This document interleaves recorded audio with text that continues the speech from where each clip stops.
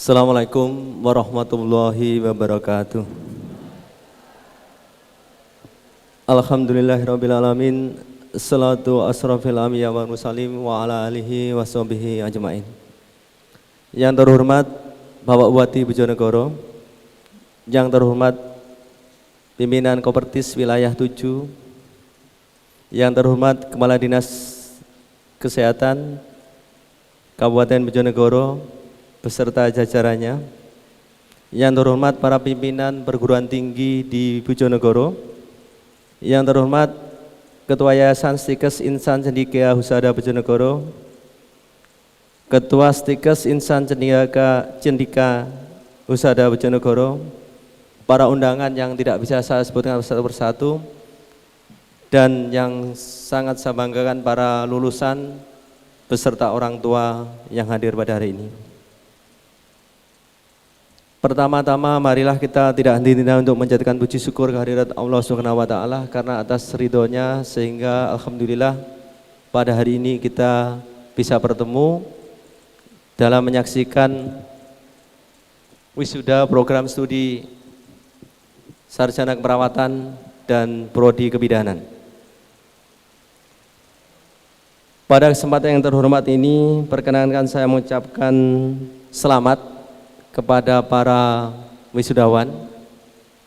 Doanya kalau setelah wisuda itu pasti 3. Yang pertama, kalau sudah lulus itu segera dapat kerja gitu ya. Doanya begitu.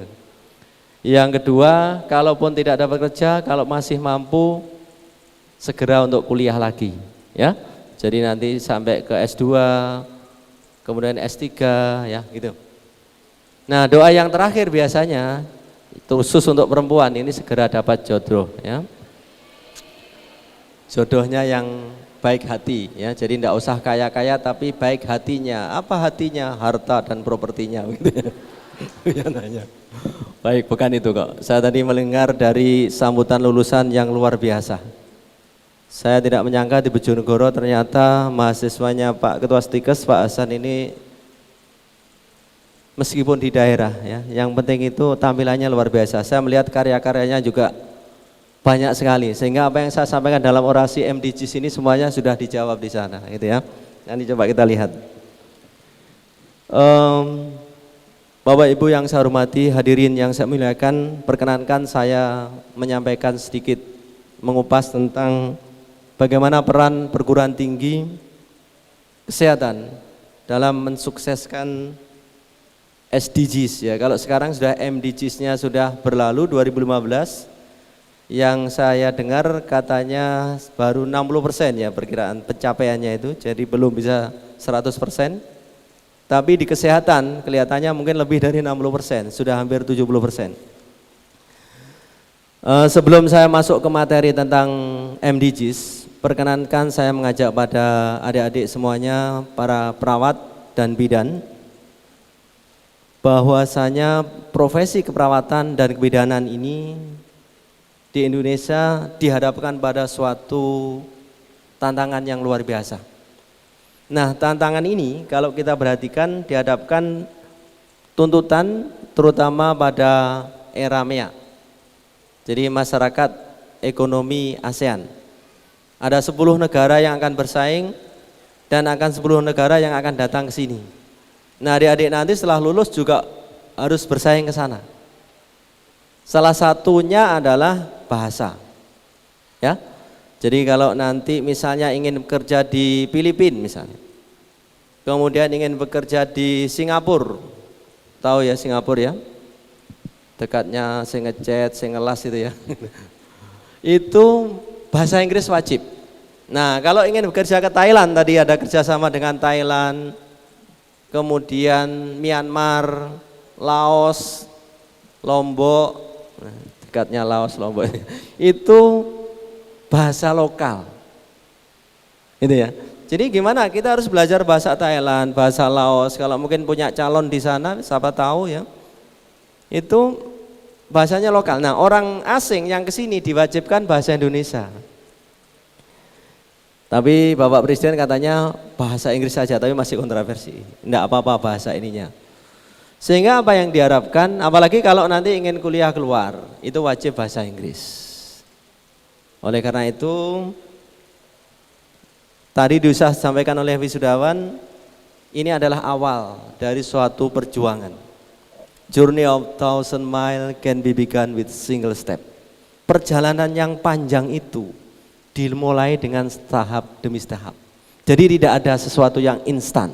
Semuanya itu pasti proses. Itu yang harus Anda yakini. Saudara waktu lulus, tidak mungkin masuk kuliah langsung semester 5 gitu ya. Tidak mungkin ya. Jadi pasti semester 1, semester 2. Dan itulah proses itulah yang menjadi proses pendewasaan.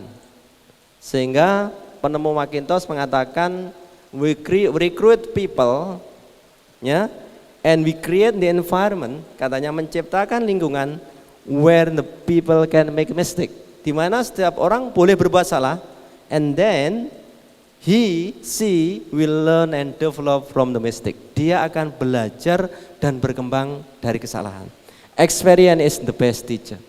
Jadi itulah di dalam proses pendidikan tadi sampaikan oleh Pak Ketua Stikes, di dalam menjaga mutu akreditasi ini adalah kita harus bagaimana internalisasi. Kalau ijazah itu gampang diberikan, tapi proses ini yang harus dilalui.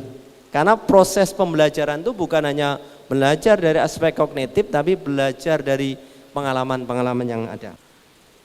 Hadirin yang saya hormati, menghadapi measani instrumental yang berkembang adalah persaingan.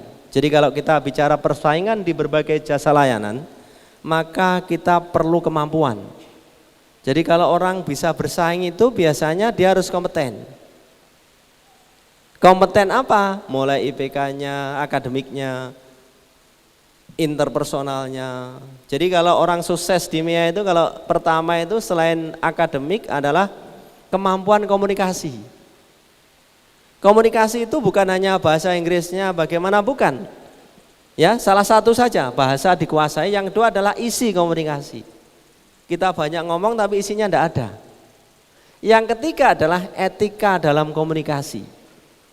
Jadi etika ini penting saudara-saudara.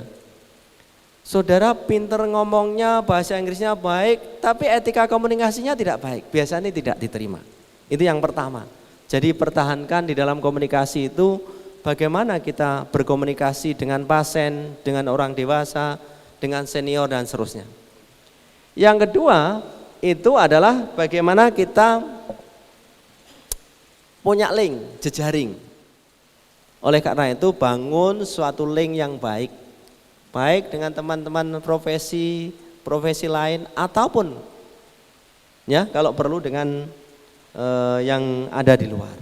Ya, sehingga nanti ke depan kita harus itu. Jadi hal-hal inilah yang menurut saya harus kita benahi, bagaimana kompetensi komunikasi ini hal yang penting. Hadirin yang saya hormati, bagaimana kita menyikapi dalam menghadapi tantangan SDG? Yang pertama adalah membentuk karakter. Saya tidak usah bicara tentang karakter yang banyak, yang paling penting di dalam karakter itu adalah bagaimana kita menanamkan nilai-nilai profesional sebagai seorang bidan, sebagai seorang perawat. Apa nilai-nilai profesional itu? Nilai-nilai yang utama itu adalah as a nurse, as midwife, we are ready to serve. Kita siap untuk membantu, kita siap untuk melayani, bukan untuk dilayani. Jadi itulah yang harus kita sampaikan. Kita namanya serve itu adalah memberi. Jadi kita harus siap memberi. Kalau adik-adik sekarang belum bisa memberi yang apa yang lain, kita harus memberi. Yang pertama adalah golden heart. Memberi yang pertama adalah kebaikan hati. Suka menolong, gitu ya. Suka memperhatikan ya orang yang memerlukan, menyapa. Itu namanya yang kita sebut dengan memberi. Ya. Sehingga memberi tidak harus itu. Memang syaratnya bisa memberi harus kita kaya yang pertama adalah kaya hati itu tadi. Saudara sudah lulus, sudah kaya yang kedua ilmu, tapi kalau kaya hatinya tidak bisa. Nah, kaya hati, kaya ilmu, kaya yang terakhir adalah kaya beneran. Ya. Nanti kalau kaya beneran, adik-adik bisa banyak infak, sedekah dan seterusnya. Itulah yang harus kita lakukan supaya apa? Katanya life something will be meaningful if we give a meaning. Sesuatu itu akan bermakna, seseorang itu akan bermakna kalau kita memberi makna. Hari ini adalah the beginning of new days katanya. Hari ini adalah awal hari baru. You can use it, Anda bisa menggunakan for the better, or you can waste it, menyia-nyiakan. When tomorrow comes, katanya, begitu hari esok datang, today will be gone forever. Hari ini akan berlalu. Apa maknanya? Bagaimana setiap peristiwa itu selalu kita mengatakan meaningful. Jadi sesuatu yang bermanfaat. Jadi kita akan ada suatu peristiwa itu selalu kita akan bermanfaat kalau kita if we give a meaning. Something will be meaningful if we give a meaning. Gitu ya. Itu hal-hal yang perlu saya sampaikan. Dan yang karakter yang utama adalah membangun etika yang di sana saya sebut dengan JABVC. J adalah justice. A adalah otonomi, menghargai orang, menghargai karya-karya plagiasi. Nanti buku Portis bisa menyampaikan bagaimana tuntutan sekarang ini tidak banyak lagi guru besar karena sekarang bahaya di dalam plagiasi dan seterusnya. Itu suatu proses yang panjang karya-karyanya ya. Jadi otonomi itu respect di sana. Yang kedua adalah beneficence, bermanfaat. Yang ketiga, yang keempat adalah veracity, kejujuran. Jadi tidak akan ada plagiasi, tidak akan ada pasien jatuh, tidak akan pasien jatuh kalau kita ada kejujuran. Sehingga orang menyebut selalu mengatakan kita harus mulailah dari titik nol, itu adalah kejujuran. Dalam hal apapun, sekecil apapun, kita mulai dengan kejujuran. Dan itulah nilai dari kita yang utama. Dan yang terakhir adalah confidentiality. Jadi itulah karakter yang harus dibangun: justice, autonomy, beneficence, veracity, dan confidentiality. Yang kedua adalah peningkatan peran profesional. Yang di saya katakan bagaimana peran profesional ada banyak sekali pemberi asuhan. Di dalam pemberi asuhan itu ada di dalam GCI dikatakan namanya BPIS, ini dipegang kata-kata itu. Kalau dalam bahasa Inggrisnya nama PCC, Patient Center Care. Semua yang kita lakukan adalah berfokus pada pasien. Sedangkan di DCI dikatakan BPIS, bila pasien itu saya, bila pasien itu anak saya, bila pasien itu ibu saya, bila pasien itu ayah saya. Itulah cara memperlakukan yang kita namakan bagaimana memberikan asuhan itu.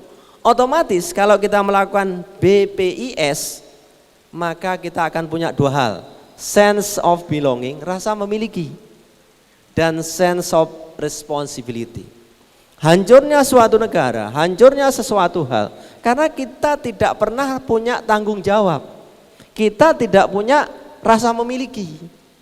Coba kita lihat bagaimana WC-WC di Indonesia itu dibangun bagus, bangunan yang bagus, dalam sesaat itu sudah kotor semua. Coba kita lihat kalau kita kunjungan keluar itu bagaimana.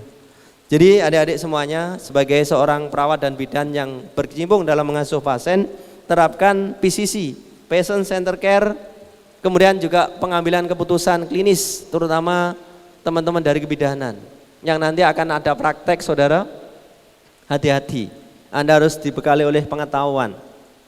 Jadi ada kasus banyak terjadi, misalnya seorang ibu datang di Anda, dia sudah pergi ke Tuban, maksud saya KPP, ke Tuban pecah prematur, jadi tidak ke Bojonegoro gitu.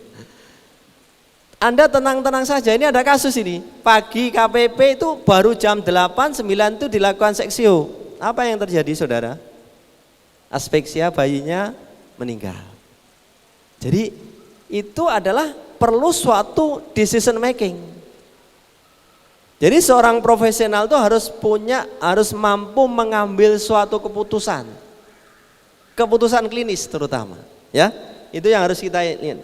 Kemudian yang berikut adalah pelindung advokasi, jelas melindungi hak pasien, merehabilitasi, pemberi kenyamanan, komunikator, dan seterusnya sampai chain of agent. Jadi Anda harus memulai hal-hal yang baru.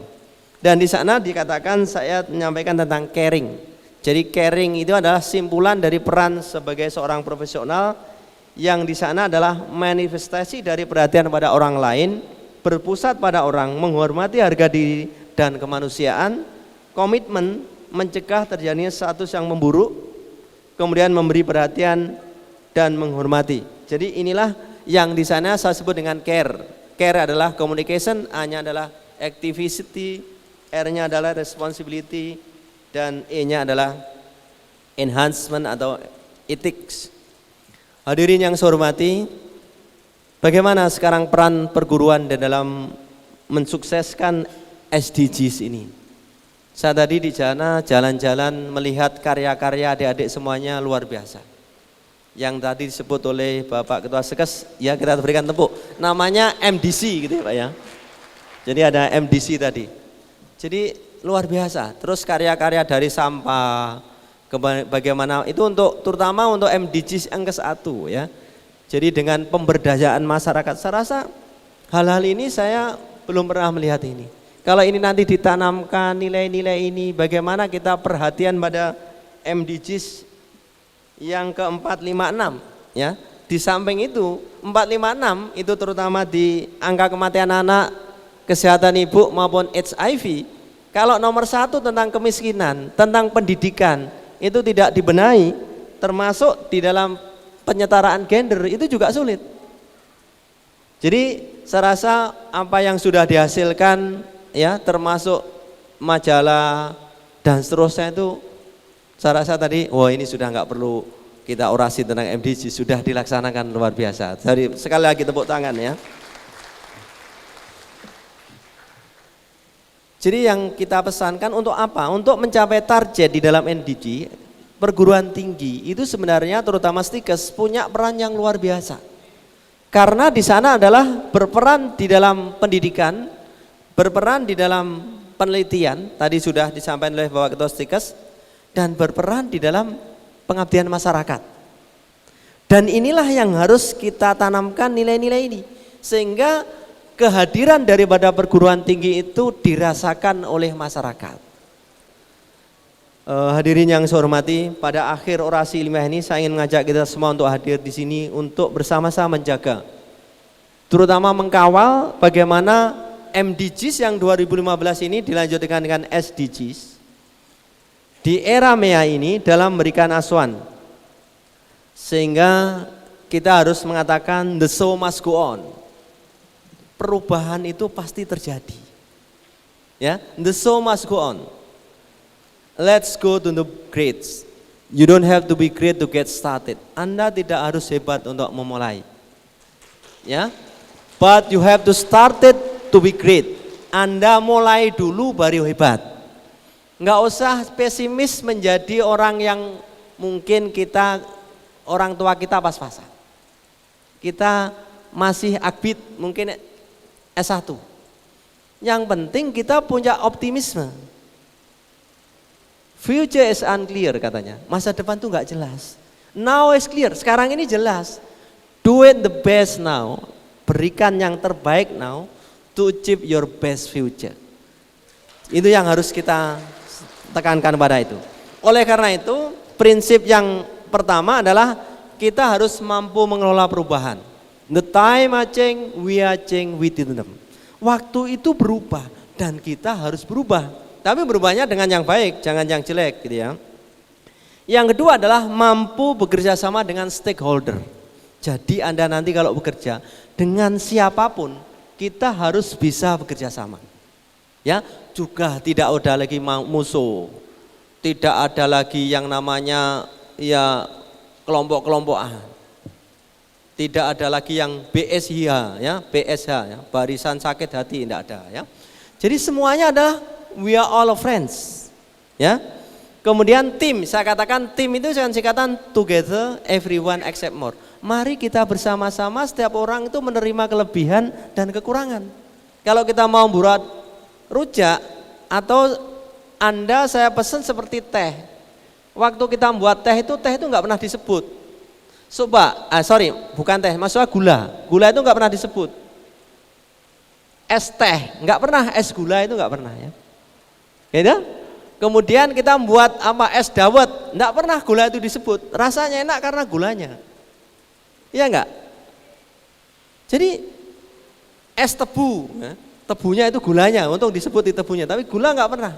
Jadi jadilah orang yang melakukan sesuatu bukan semata-mata ingin dilihat orang lain, bukan semata-mata karena ingin pragmatis, lakukanlah semata-mata karena nilai ibadah. Itu yang penting. Karena kalau kita selalu ingin diperhatikan orang lain, selalu ini dan seterusnya, kita menjadi enggak tulus gitu ya.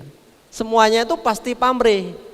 Nah kalau semuanya sudah pamrih, jadi adik-adik nanti kalau misalnya digaji sekian waktu kerja, terima itu. Jadi inilah yang harus kita lakukan. Ya, yang ketiga adalah selalu introspeksi. Artinya apa? Selalu bercermin, dicermin. Inilah saya. Selalu melihat kekurangan-kekurangan kita. Saya sering mengatakan Anda akan sukses kalau Anda punya namanya singkatan saya namanya GST. G-nya adalah greeting. Kalau ketemu orang itu ucapkan salam, selamat pagi, assalamualaikum, bagaimana kabar Bapak Ibu, itu penting. S-nya adalah sorry, maaf Bu. Kita sering nggak pernah ngomong maaf gitu. T-nya adalah terima kasih atau thank you, GST. Anda kalau menerapkan itu akan beda tampilan Anda. Orang itu bukan dilihat dari sekedar wajah, sekedar ini, tapi adalah bagaimana performan Anda. Itu yang harus diutamakan. Yang keempat adalah meningkatkan nilai diri dan mempunyai karakter diri yang baik. Jadi tanamkan nilai-nilai itu sehingga saya pesan be yourself. Jadilah diri sendiri.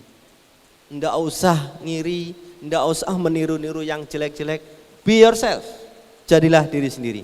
Hadirin yang saya hormati, saya sampaikan terima kasih kepada semua hadirin yang telah dengan sabar mendengarkan orasi saya pada hari ini. Mudah-mudahan bermanfaat.